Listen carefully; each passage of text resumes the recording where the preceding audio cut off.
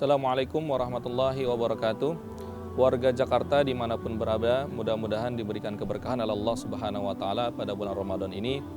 Pada kesempatan siang ini saya ingin mengingatkan saya pribadi dan warga Jakarta dimanapun berada terkait dengan hadis Rasulullah Sallallahu Alaihi Wasallam yang mungkin bisa menjadi pelajaran untuk kita bersama.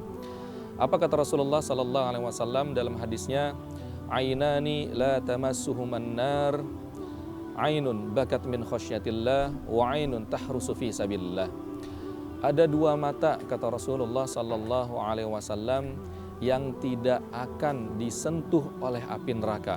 Nah, ini menarik para warga Jakarta dimanapun berada. Ternyata ada dua mata yang tidak akan disentuh oleh Allah Subhanahu Wa Taala berdasarkan penjelasan dari Rasulullah Sallallahu Alaihi Wasallam di sini. Lalu apa? Mata seperti apa yang tidak akan disentuh oleh api neraka?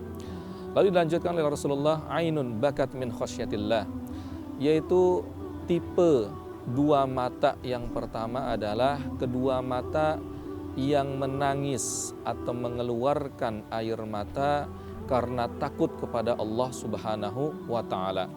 Hal ini menarik ya, ternyata hanya sekedar kita menangis karena takut kita kepada Allah Subhanahu wa Ta'ala, karena kita mengingat segala dosa-dosa kita pada masa lampau, itu sudah menjadi tameng kedua mata kita, bahkan tubuh kita, untuk tidak disiksa ke dalam api neraka.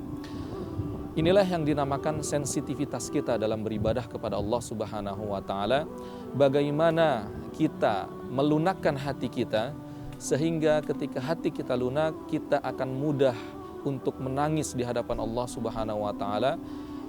Coba ya kita latih sebelum sahur, mungkin kita sholat 2 rakaat, kita mencoba mengingat dosa-dosa kita, kita coba mengingat azab-azab Allah ketika kita melakukan dosa-dosa tertentu.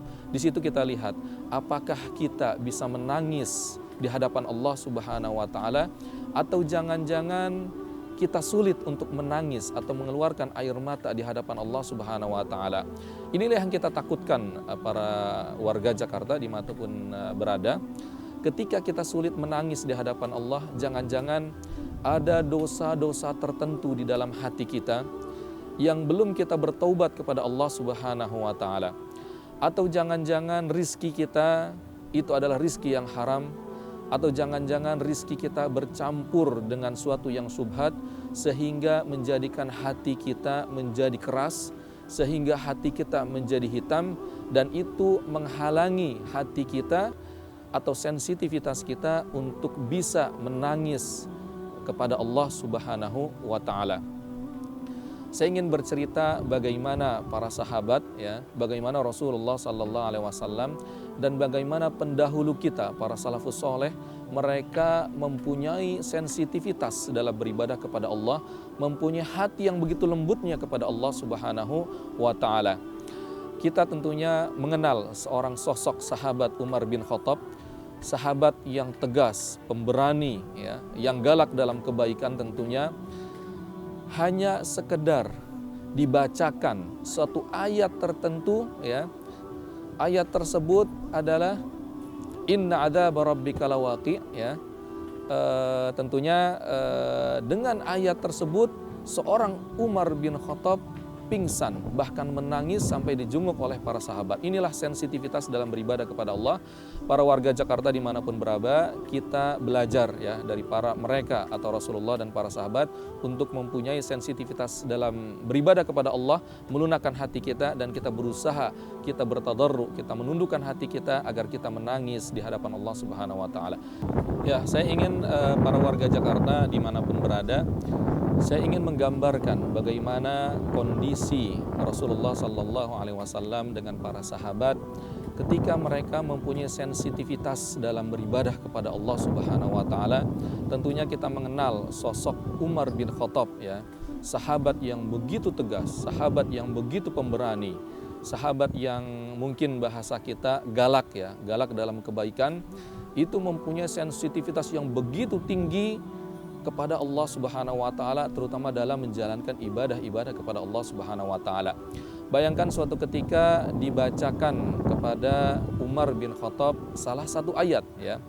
Inna adzaba rabbika lawaqi, ya. Bayangkan ayat ini tentunya umum, ya, akan tetapi seakan-akan ayat ini mengarah kepada seorang sahabat yang bernama Umar bin Khattab. Coba kita lihat apa artinya. Inna adzaba rabbika, sesungguhnya azab Tuhan engkau lawaqi, benar-benar akan terjadi.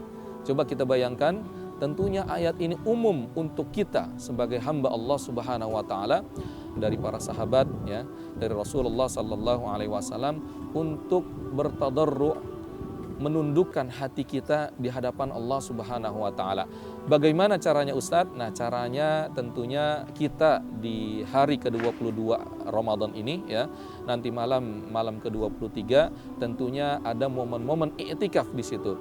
Jadi bagaimana kita menyendiri ketika kita sholat 2 rakaat, kita menyendiri di masjid tertentu, ya, kita menyesali atau mengingat dosa-dosa kita yang lalu, ya, kita mengingat atau kita membayangkan apa konsekuensi daripada dosa-dosa yang pernah kita lakukan, ya.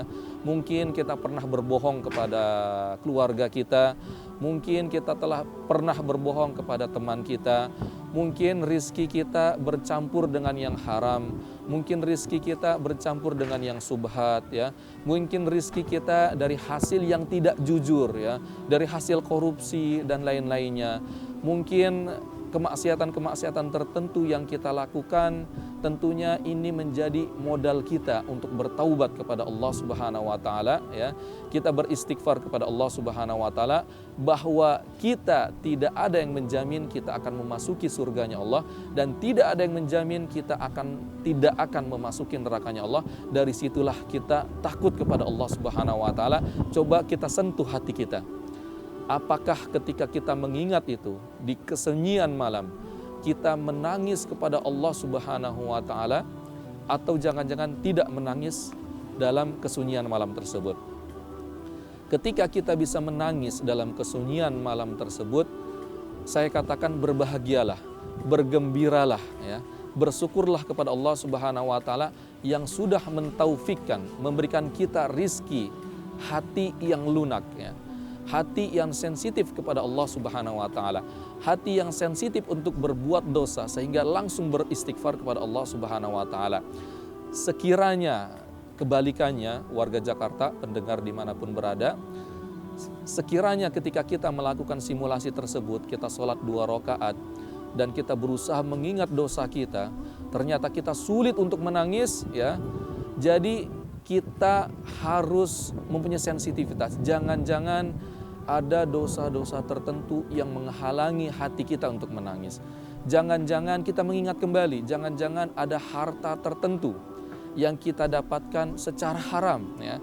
Jangan-jangan ada rizki kita tertentu yang kita dapatkan secara subhat, yang menghalangi hati kita untuk lunak, yang menghalangi hati kita untuk bisa menangis di hadapan Allah Subhanahu wa taala. Dari situlah kita beristighfar sebanyak-banyaknya kepada Allah Subhanahu wa taala. Bahkan Rasulullah sallallahu alaihi wasallam, beliau adalah panutan kita, beliau adalah qudwah kita, yang mana beliau menggambarkan dalam suatu hadis, dalam riwayatnya, beliau yastaghfir fil yaum 70 marrah. Beliau fima makna beristighfar atau bertaubat kepada Allah Subhanahu wa taala dalam satu hari 70 kali, ya. Dalam riwayat yang lain 100 kali atau 100 istighfar dalam satu hari. Dalam riwayat yang lain lagi tidak terbatas istighfar daripada Rasulullah sallallahu alaihi wasallam. Nah, ini menjadi pelajaran bagi kita. Rasulullah dan para sahabat yang sudah dijamin untuk memasuki surganya Allah masih takut akan azabnya Allah Subhanahu wa taala, masih mengharapkan ridha Allah Subhanahu wa taala. Tentunya kita, ya, bagi saya pribadi dan warga Jakarta dimanapun berada, ya, tentunya ini menjadi pelajaran kita, ya, bagaimana kita menyucikan hati kita, ya, bagaimana kita membersihkan dosa-dosa kita, ya. Tentunya kesempatan ini di 10 malam terakhir, ya, kita beritikaf di masjid, tempat kediaman kita terdekat, ya. Kita sholat tahajud, kita bermunajat kepada Allah Subhanahu wa taala, ya. Kita mengingat dosa-dosa kita. Kita sampaikan problematika kehidupan kita. Tentunya tidak ada manusia, ya, yang tidak mempunyai masalah. Tentunya warga Jakarta saya yakin pasti mempunyai permasalahan tertentu, ya. Disitulah letaknya bagaimana kita curhat kepada Allah Subhanahu wa taala, bahwa Allah lah yang memberikan solusi dari segala problematika masalah yang kita hadapi dalam kehidupan di dunia ini. Mungkin cukup sekian nasihat atau mauidhah dari saya pribadi. Ini pengingat untuk saya pribadi dan bagi warga Jakarta dimanapun berada. Mudah-mudahan kita berdoa kepada Allah Subhanahu wa taala, kita mempunyai sensitivitas dalam beribadah kepada Allah Subhanahu wa taala, tidak hanya autopilot saja, tetapi kita memaknai setiap ritual ibadah kepada Allah dengan sanubari kita, sehingga kita mendapatkan derajat khusyuk, derajat ketakwaan kepada Allah Subhanahu wa taala. Jazakumullah khairan, kurang lebihnya mohon maaf. Assalamualaikum warahmatullahi wabarakatuh.